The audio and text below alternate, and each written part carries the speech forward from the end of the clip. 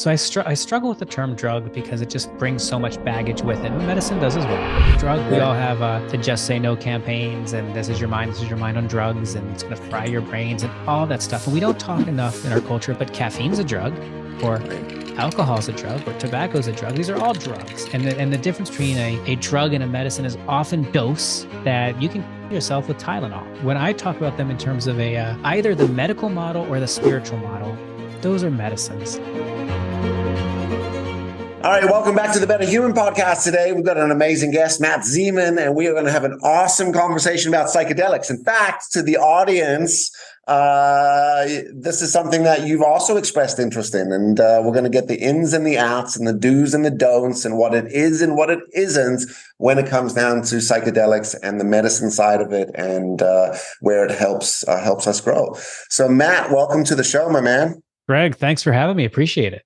It's always a pleasure having individuals like yourself. I'm very excited about today's conversation, and I've also got personal interest in it. And I think, when it comes down to the world of psychedelics, there's a lot of sort of, unknowns out there. Where do I begin? And, what does it do? And is it for me? So today we're going to answer all of those questions. But before we get into that, for the audience, because some individuals might not know you or might be the first time meeting Matt, give us a little bit of a background on you, and then how did this all begin for you when it came down to the work in psychedelics? Greg, I fell into this kind of accidentally. I had some friends invite me to do a guided psychedelic journey. I was not a drug user. I wasn't even a big drinker. And I wasn't really up for it, but long story short, they talked me into it. And I went in with pretty low expectations. And in that first magic mushroom journey, it just completely changed the way I view and look at the world.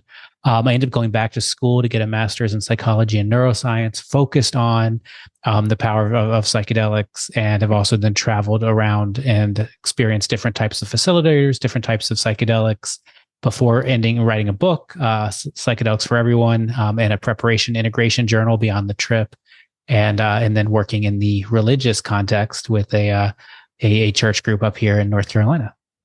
Cool.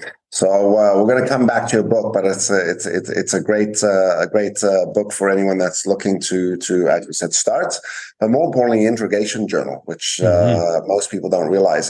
There's a lot of exercise and effort that we need to put into this. It's not just tripping out for one night and expanding the mind, right? Although in some cases that might be also fun. So let me start. So we've seen let me ask you this. We've seen a lot of talk or a lot of work in the realm of psychology when it comes down to psychedelics, depression, mental health.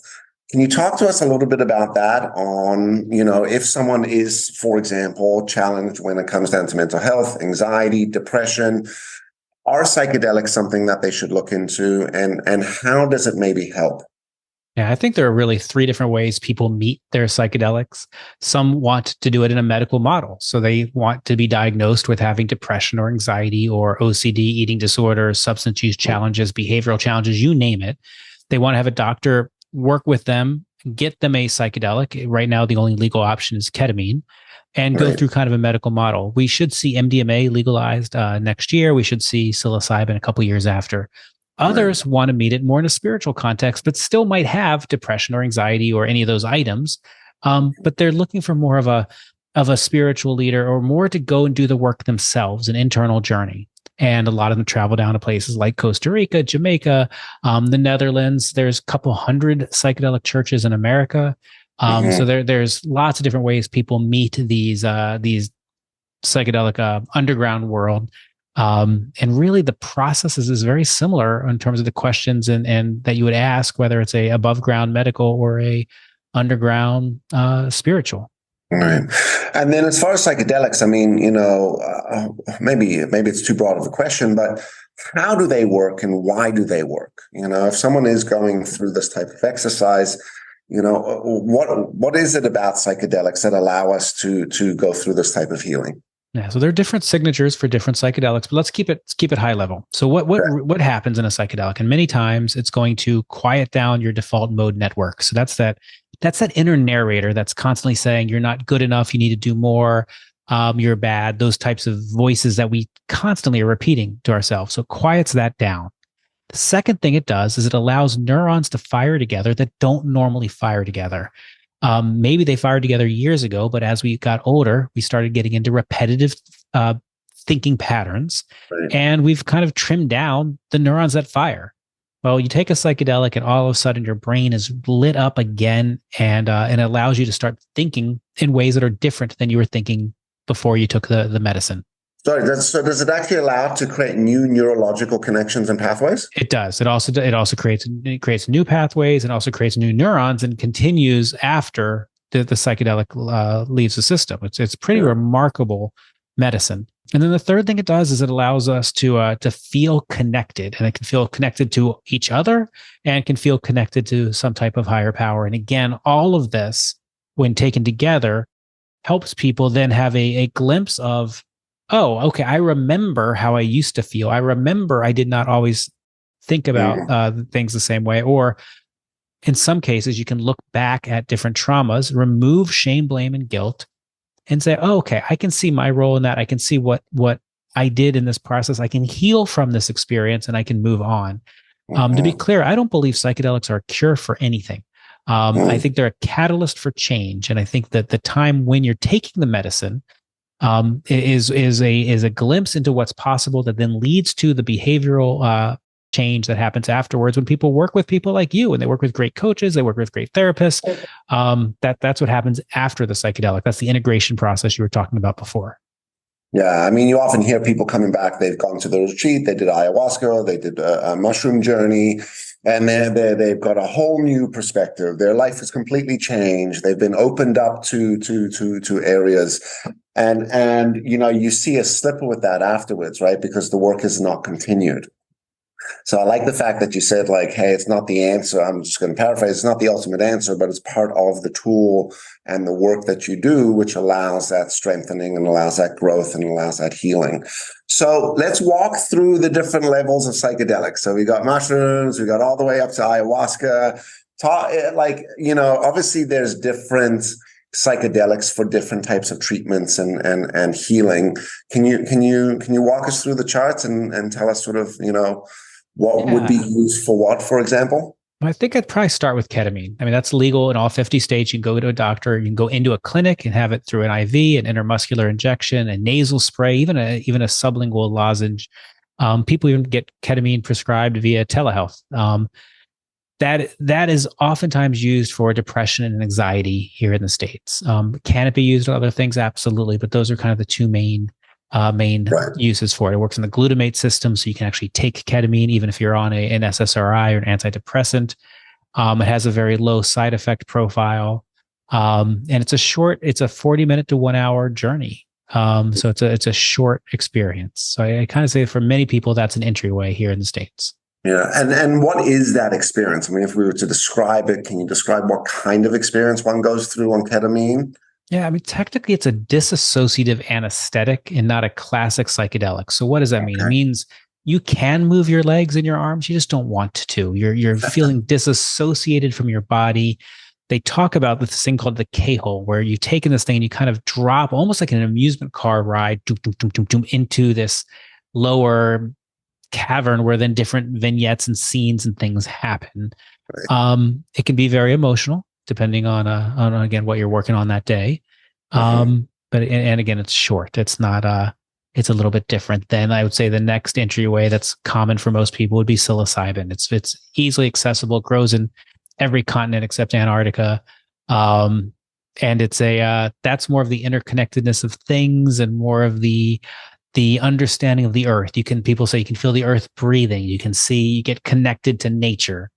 It is probably a 6-hour journey if you're doing a large dose. And it is again, the interconnectedness of all things. Yeah. And what would be a large dose? Like, is it a gram? Is it 6 grams? Is it as per your weight? I'd say 3.5, 4, 5 grams would be a large dose for most people. Mushrooms. For mushrooms, somewhere in that zone. When people talk, well, I'm not going to go there yet. MDMA is another one that's not a classic psychedelic, but it's often used in MDMA and then sassafras or MDA is kind of the same family. This is a heart opener. So with MDA or MDMA, you feel a lot of love for the yourself. love drug. It's a love drug. Love for yourself, love for others. I prefer MDA or sassafras versus MDMA. I think it's deeper. I think it's longer. I think it's more visual. But they're both— I've never heard of that. So obviously MDMA and like ecstasy back in the day where they would take MDMA and they would mix it with something else. It was a party drug. What is sassafras? Sassafras is a tree, and you go from that tree and extract MDA from that. So it can be kind of like think of it like as an organic or a natural MDMA, but it is it's technically a different molecule or a different compound, and it's again more intense, more visual, a little bit longer lasting. So let's first talk about that from groups like MAPS has been studying MDMA. They've actually finished their phase 3 clinical trials. Incredible results with people with treatment-resistant post-traumatic stress disorder. So nothing's worked. None of the existing pharmacological solutions or none of the existing talk therapies. They give them therapy, 3 sessions of MDMA, and some additional therapy, and 67% no longer qualify as having PTSD. 88% had a clinically significant improvement in symptoms. So it's incredible medicine. And I also love that medicine for couples. Because it removes shame, blame, and guilt, you can actually do this as a couple and look at your partner and say, okay, when you do this, I feel this. And instead of reacting, instead of the normal stuff that we do in relationship, you can hear your partner and you can respond and say, I hear you. I hear you. I didn't realize I was hurting you.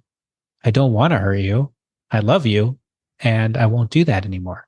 And you know it viscerally that you shouldn't do whatever that you won't do whatever that was, or you'll be more conscious of it. So I think it's a beautiful medicine for couples. Yeah, it is. As you were saying that, it reminded me of a friend once upon a time. He said it's just so amazing that you could take something so small and it can make such a big difference and such an impact on your perspective and your lens and your approach. Very cool. It's super cool. So ketamine, I can never say the words. So I'm going to say psilocybin or mushrooms. Psilocybin, psilocybin. There you go. Psilocybin. There we go. And then we've got MDMA and MDA and sassafras, which is just more of an intense sort of MDMA. Thereafter, where do we go? We jump into ayahuasca. Might be the next common drug, which is, again, it's 2 vines that are boiled down to make a tea. It's common in Central America, South America, even Hawaii. And it is it's been used for, again, 1,000 years. The active ingredient is DMT, but when you drink it and you do this in this, again, ceremonial setting, it's a long journey. It can be 6, 7, 8 hours. It can be very physical. Many people experience a purging of some sort, either through throw up or diarrhea during the process, which is not comfortable, but it's that's why they give you a bucket at the in the beginning. Yes. It's funny, when I first did ayahuasca, though, the Taita's wife said to me, I was very nervous about throwing up. I don't like throwing up at all. And I was very nervous about it. She said, you're going to find it's the most beautiful part. And I was like, I'm not going to find it's the most beautiful part. I don't believe you. But it was absolutely beautiful and meaningful. And but it is physical. And typically with ayahuasca, most people go and do 2 or 3 day ceremonies in a row or within 5, 6 days of each other. And there is a building effect to the ayahuasca that I think is powerful. But it is, in my experience, it's more physical and it's intense. Yeah, that's what you hear from most people, right? Is the purging is very intense and the journey is long, right? I have a good friend. I actually met him on the podcast, and I'll shout him out. His name is Ed Heiner. He's a retired SEAL, Navy SEAL.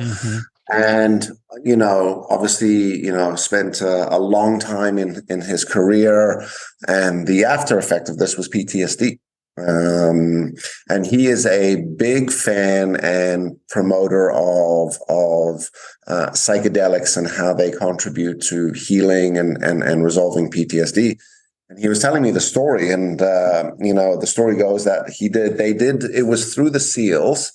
They did ayahuasca, DMT, and DMT-5EO. I think I might You be. have it backward, 5-MeO DMT, but yes, Yes, Bufo. which is like even more intense. And he said to me, he said he literally watched this devil being ripped out of his body. And it was just the most freeing and healing. And he had nightmares for years and years and years and years. And after going through the treatment, no longer suffers with nightmares, has resolved a lot of PTSD. And it's almost like a miracle for him, right? So, Now, there are two organizations that do really, I mean, there's more than two, but there's two that I'll just call out that do beautiful work with veterans. One is called VETS. I think it's vetsolutions.org.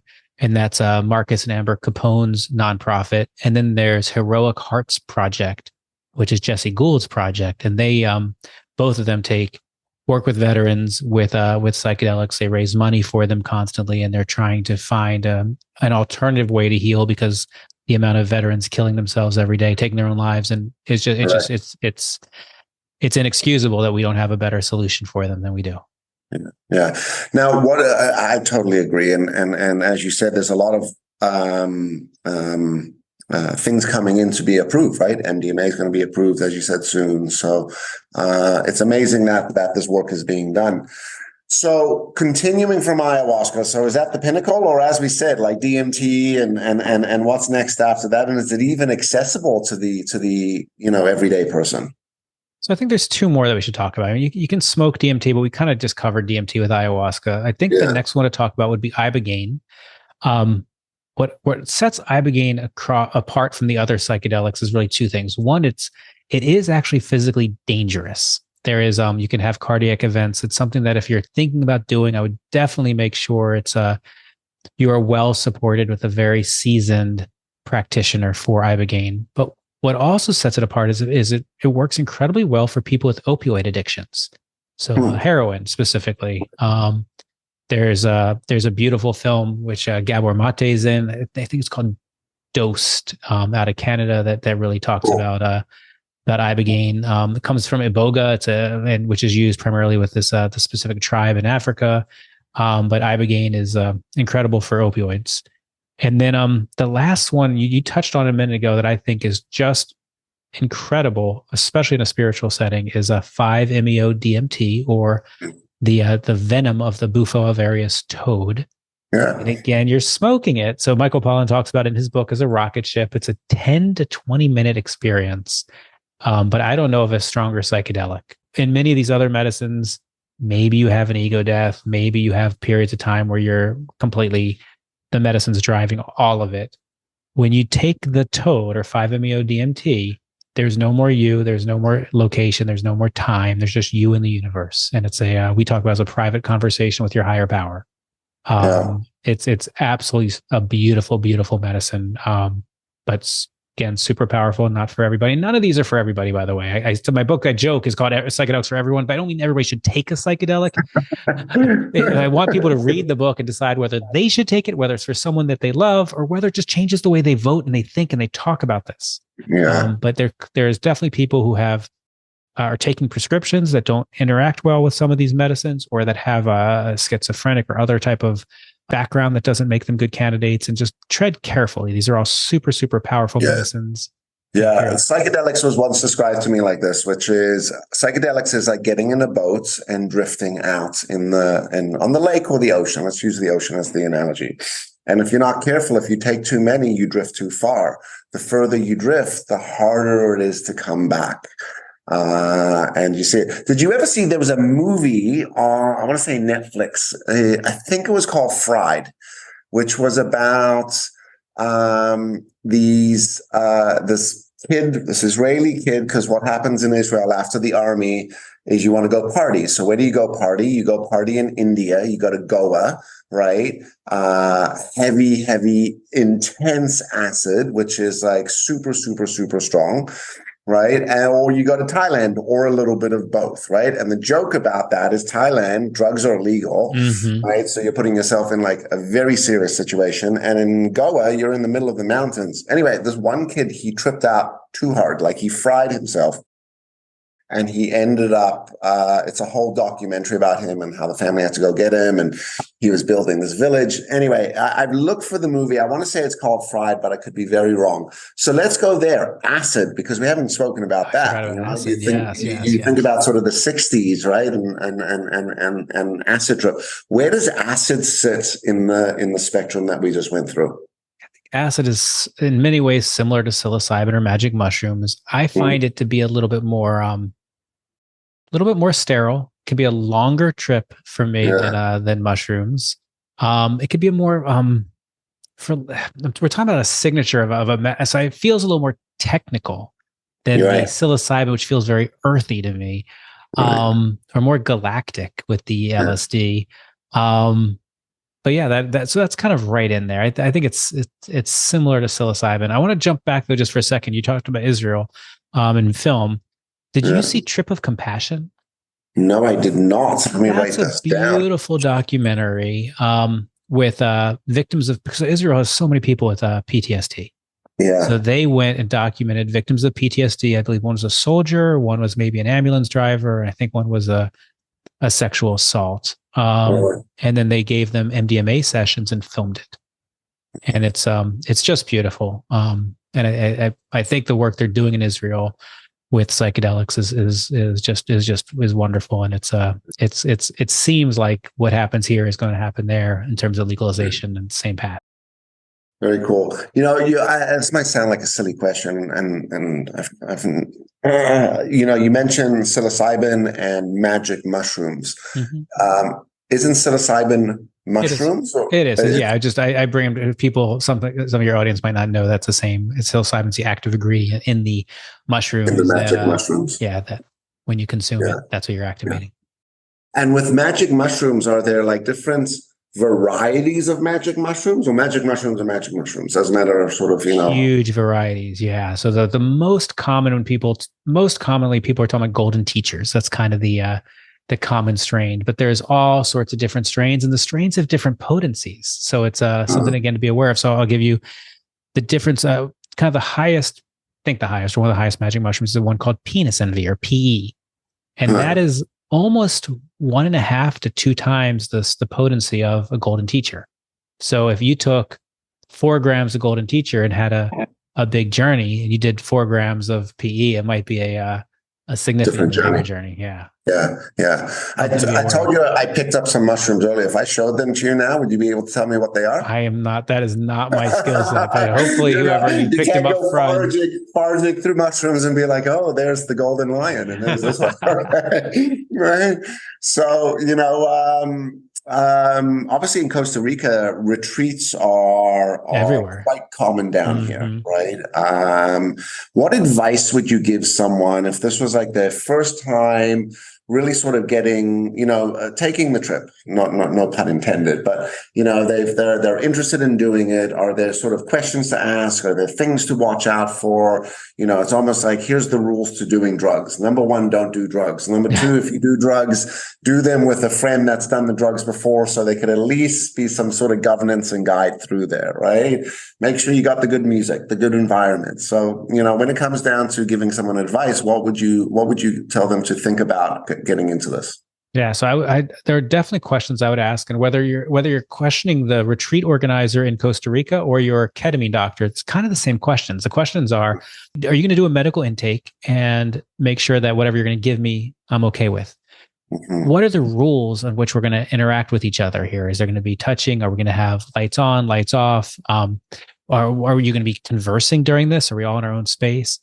How many people are going to be in the room? There are places that you brought up one earlier that they do 80 to 100 people at a time with ayahuasca. Yeah. There's others at 40. There's others at 20. There's others at 10. So there's no right or wrong. It's what's right for you. And so you at least are aware. So how many people? Is there music? Is there messaging during the ceremony? And if so, what is it? So you're at least, again, aware of what you're getting. Yeah, because you're very open and you're susceptible to open. Right. Yeah. What's the balance of male and female? I actually like ceremonies where there is a male and a female facilitator at the same time to balance out the energy, but also it's 2 sets of eyes. Hmm. You're in a non-ordinary state of consciousness. You're very susceptible. You're very open. Just for safety, having additional people there is I think, helpful. Right. Um, again, the touching is a big thing, especially when you're doing things like MDMA or MDA. Are you Yeah. allowed? Are you not allowed? There's this whole idea of consent. If you can't take back consent, can you give consent? And it's, again, Mm. once you're feeling the MDA or MDMA, it feels good. So Right. knowing what the rules are in advance, I think, is, again, super, super important. What's going to happen afterwards? Are there sharing circles? Is there a process of integration? Is there multiple weeks where you're going to check in on me? Hmm. Those are important questions to ask as well. And then also, are there upsells?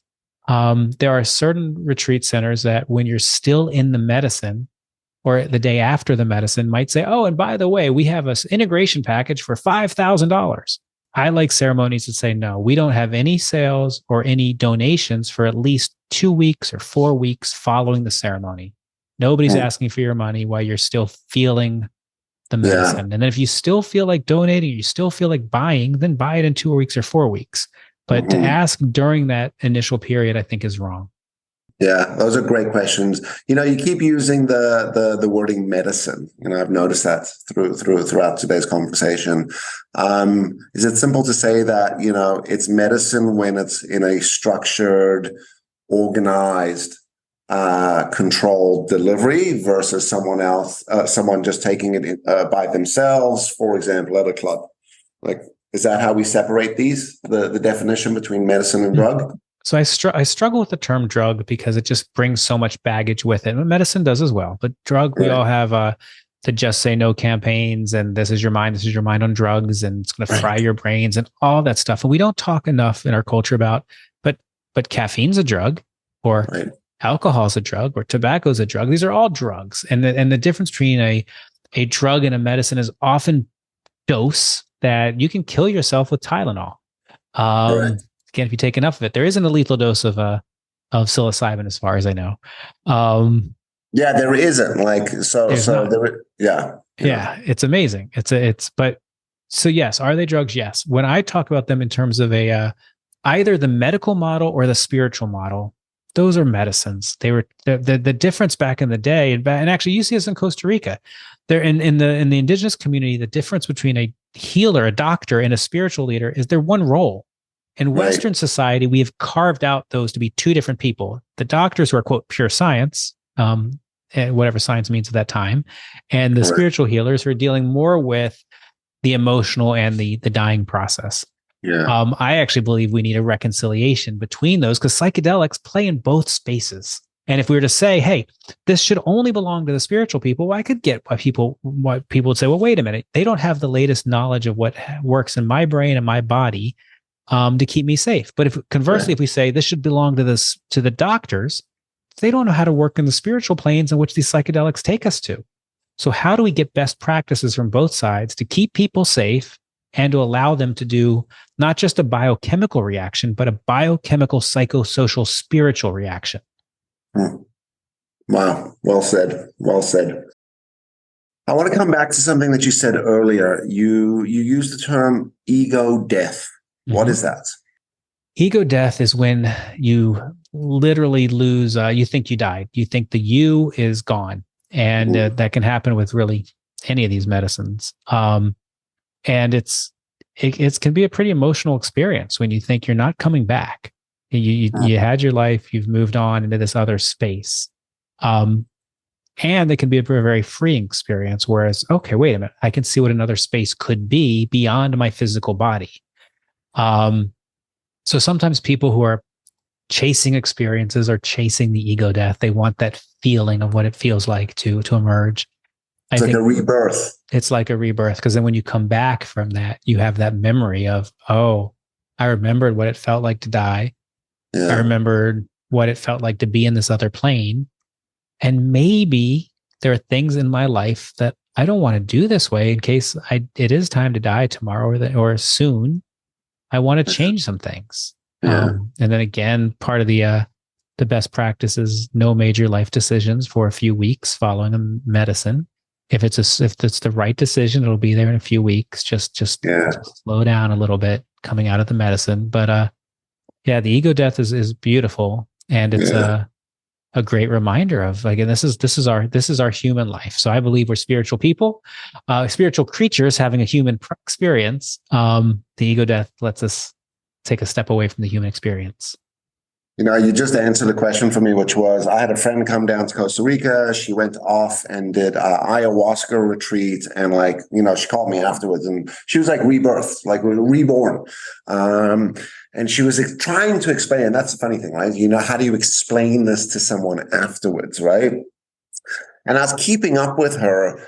And she made major life decisions right after, which I actually, thought, I was like, that was quick. You came down here. It's like all of a sudden you've come out of this and you've made these major decisions about sort of, where you're going, family, spousing, all that stuff.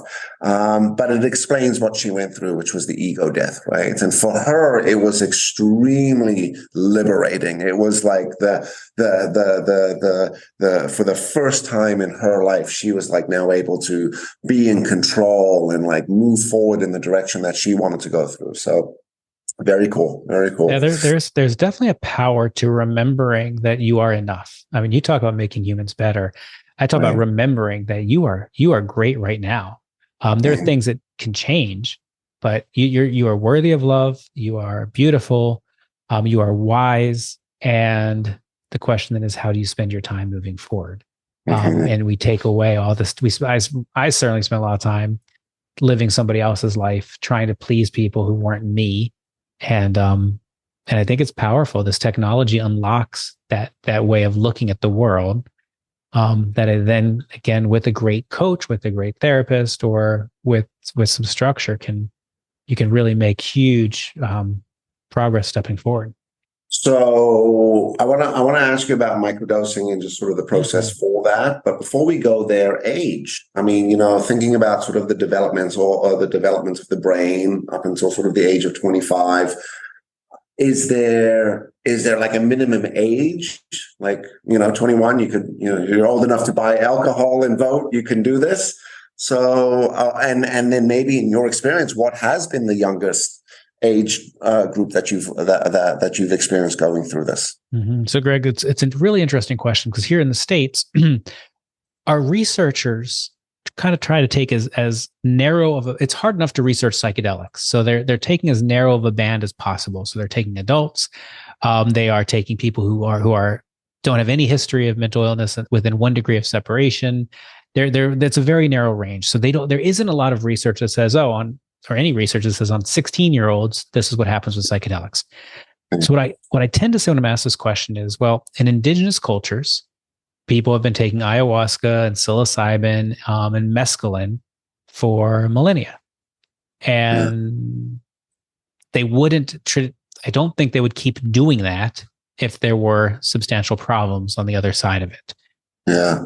How that translates to some of the synthetics like MDMA or MDA or LSD, again, I can't draw a straight line, but most people, when they have their first psychedelic, is not in a controlled setting. It's in a recreational setting, and it's in that range of like 14 to 21.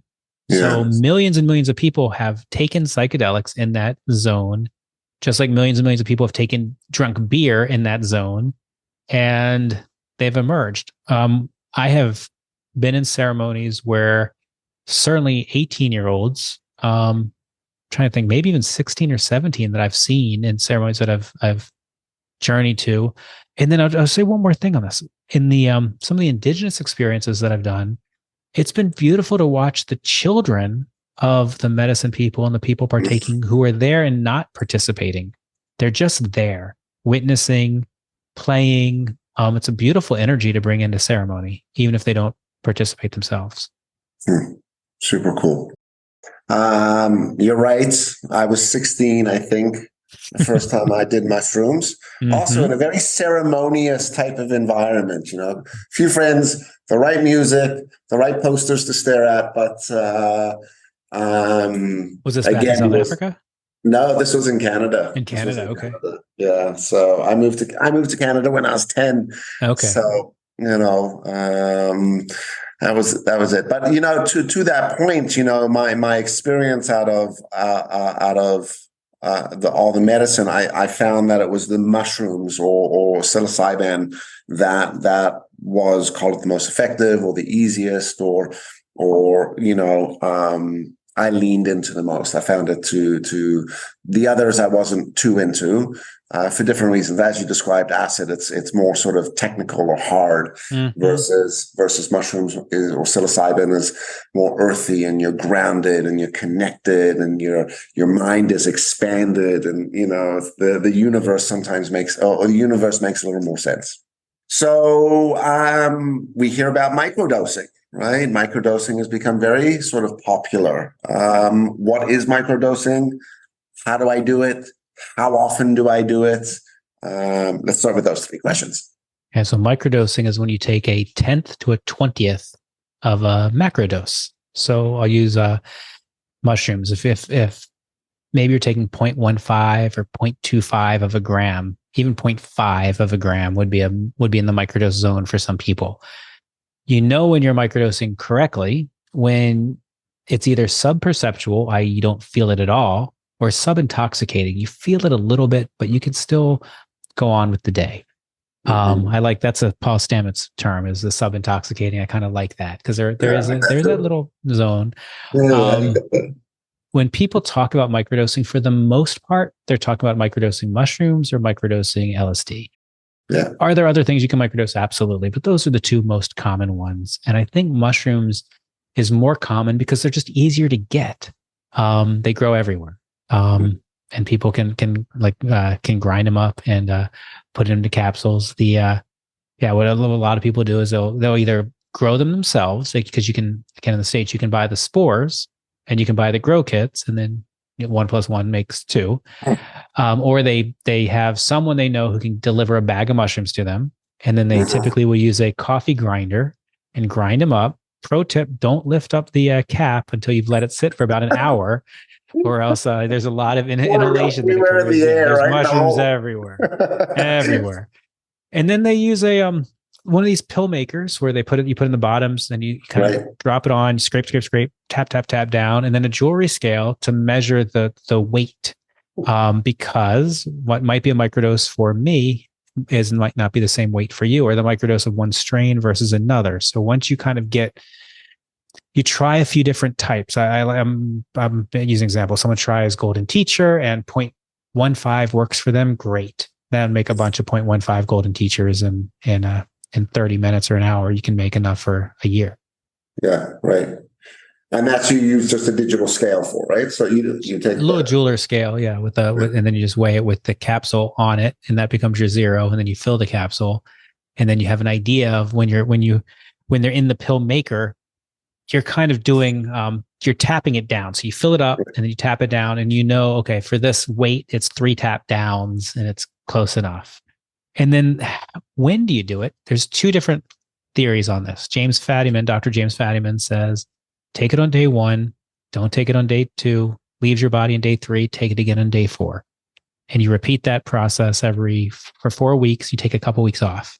Paul Stamets, which you might have seen in Fantastic Fungi or How to Change Your Mind, he says, that's too complicated. Take it 4 days in a row, take 3 days off, and then take your 2-week break every 4 weeks.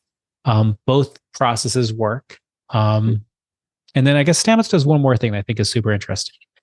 He says, if you really want to make your microdosing work, add lion's mane and niacin to your process. And that increases your memory, it increases dexterity. It takes the psychedelic to another level in terms of what it's doing for you. And he's got some research coming out. And I believe he has a patent on the Stamets stack that should be coming out. But cool. Yeah. And then on my site, you can get a free guide to microdosing, which actually talks about those, the amounts. And then also just look online for a Stamets stack, and you'll see how much niacin and how much lion's mane he recommends. Yeah, and lion's mane is a mushroom, but not a psychedelic mushroom. Not a psychedelic. Yep. Right. It's people take it as a supplement for memory, and niacin is it also a mushroom? It is not. It is I believe it's a flushing agent. I'm not exactly sure. Yeah. Absolutely correct. Yeah. Vitamin B3. Yeah, awesome. Okay, so I want to come back to integration because that's an important part for this type of medicine. Before we go there, and I recently went through this, is I did kapow, Yeah. Cambo. Cambo is also from a frog for the audience. That is the venom from or the poison from the frog.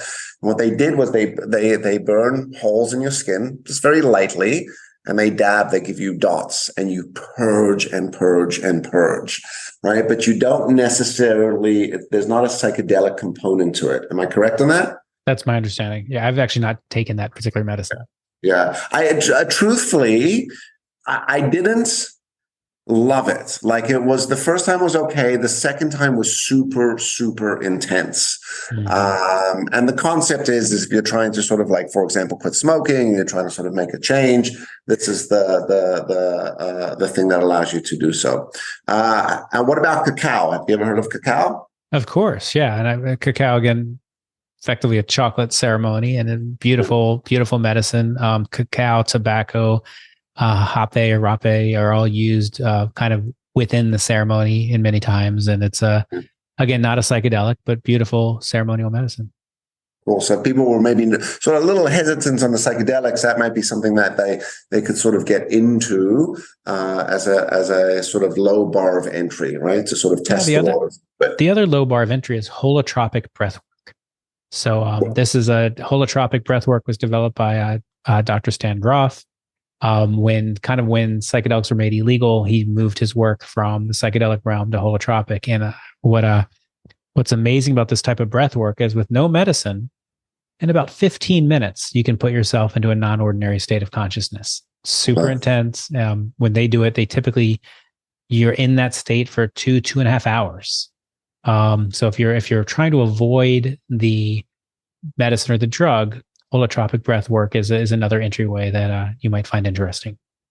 That's great for the audience. That's awesome. Okay, the final question to all of this, which is an important one, and let's talk about your integration journal. Why is that important as part of this medicine, and what does your journal allow people to go through? So what my journal does is it starts with preparation.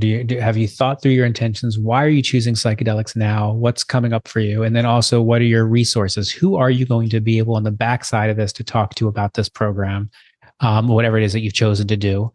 And then during the journey, it has kind of things that you fill out right after each ceremony, so you can kind of document what happened.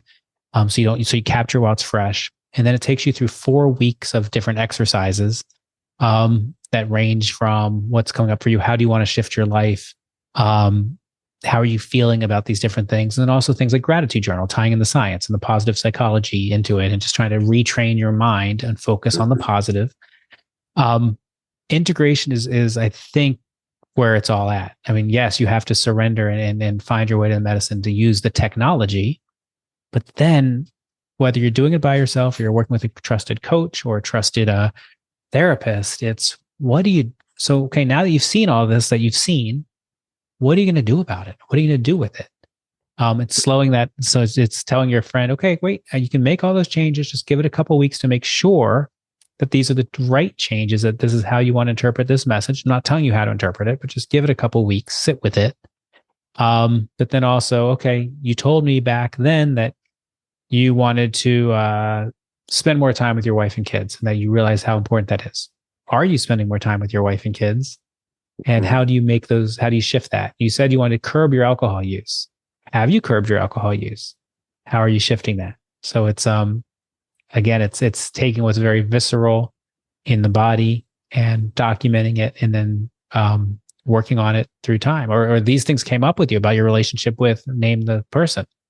How is that going? How are you thinking about that? How are you creating this relationship moving forward? What boundaries have you established? What boundaries have you removed? How are you showing up in these different things? There's a lot with integration that is, again, super important. I definitely always, I mean, most of the people who come to the ceremonies that I'm involved with either come from a coach or a therapist. It's people who want to take full advantage of this time on this earth. And do you run any retreats or supports from a coaching standpoint? individuals? I'm involved with a group that runs spiritual retreats, and we provide preparation and 4 weeks of kind of community integration. But many of our people come who also have therapists or coaches that they work with and have a deep, long-standing relationship with those people that just goes further than we can do in a community setting. Yeah, cool. And if people wanted to learn more about that, or get in touch with you, or come to or participate in one of your retreats, how do they find out more information on that? Yeah, the easiest thing to do is go to mattzemon.com and then send me a message. And or you can also do it through LinkedIn or Instagram. But I do respond to all the messages. I want to be supportive of people on their journeys, and whether that's coming to something I'm involved with, wherever that might be, or helping them get a list of questions together as they're procuring their own person. I'm happy to answer any questions. Cool. And that's MATTZ or ZEMON on Insta and LinkedIn, right? That's it. All righties. And if people wanted to just drop your book title again, just we'll have all that link in the show notes. But if people wanted to sort of search up the book right now, what's the title again? Psychedelics for Everyone is the book. It's on anywhere books are sold and on Audible. And then Beyond the Trip is the preparation and integration journal. Cool. Very cool. Maybe you should write a book for Psychedelics for Dummies afterwards. That's the next one. That's a great idea.